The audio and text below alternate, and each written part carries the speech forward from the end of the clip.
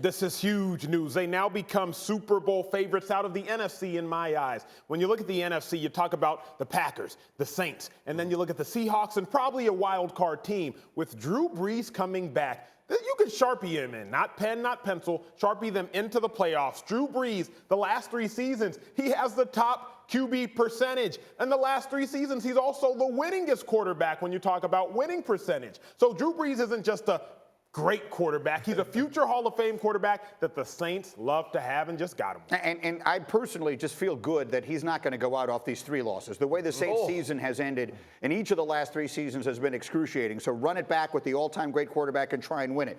The next question I have is, what is Taysom Hill's role in this? Because he's become a fascinating wild card in all of this.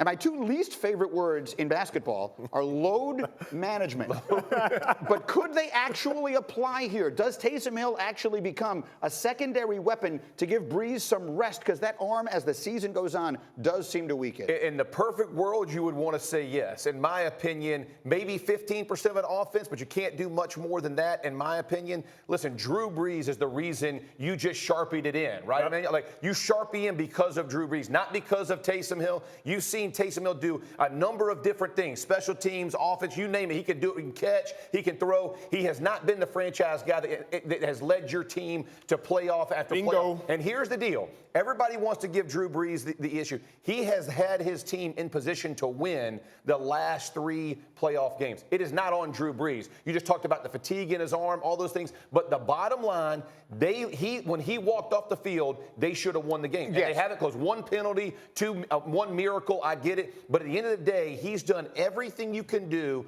to put yourself in a position to win. The counter to that, and I'm not disagreeing with what you're saying, but the counter is Drew Brees 2 years ago was the MVP of the league for the first 12 or 13 weeks, and there has been a decided drop-off late in the year, which is not, it's understandable. The man's going to be 41 years old. So that's why I keep wondering if that change of pace becomes more valuable in New Orleans than it could be anywhere else. And that's an interesting thought. And over the course of a season, roughly there's about 1,000 plays on offense. So, Greeny, to your point, maybe over the course of the season, Taysom Hill gets 400 snaps, some of which when Drew Brees is on the sidelines. Now, we got to pump our brakes a little bit here. Taysom Hill has less completions than Mohamed Sanu does as of now. So while we're encouraged by what we see now at Taysom Hill, we have to keep it within proper context.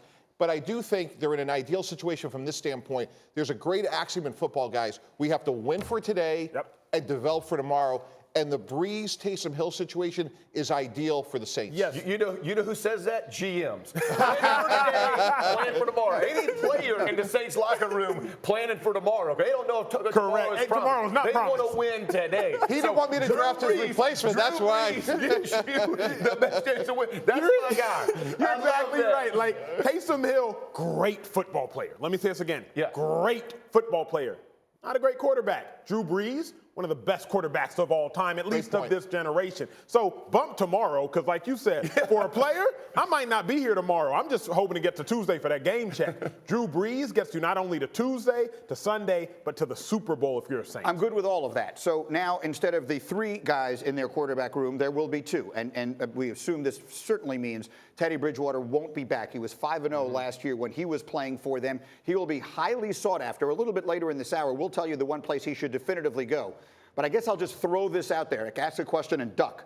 Does anyone think that in the long run, they would have been better off keeping Teddy Bridgewater, signing him to a long-term contract, rather than going 1 more year with Brees? Well, for me, like as Acho was saying, they have a chance to win a championship right now. And because Taysom Hill is so intriguing, despite Jeff's concerns, we are going to worry about the future. We are going to develop another quarterback. So, Greeny, I think your point is reasonable if you didn't have Hill, but since you do, But 2 years from now, would you rather have Teddy Bridgewater or Taysom Hill as your quarterback? We don't know. I mean, Taysom Hill, as Acho said, he's a football player. Let's sure know, Mike. Let's Come see where on, it goes. bro. I'm a big Teddy Bridgewater fan. We'll get to him in a minute. But Taysom Hill is intriguing. Signed with the Indianapolis Colts. What a great fit for this young kid. Top 3 in the league in pass protection. You're going to play in a dome or in some indoor or Jacksonville. So 10 of your games are going to be really good weather. You know, from the defensive perspective in the AFC South, he can compete. He's more accurate right now than Jacoby Brissett. So from this guy's perspective, call the Colts, get the deal done, no-brainer in my opinion. And again, that's not being a homer. That's a great fit. And you have a shot to win the Super Bowl now. Now, next year, you got a shot to win the Super Bowl if you do your part. Jeff, you have your agent calling. You just have the wrong zip code. You're calling Tampa Bay.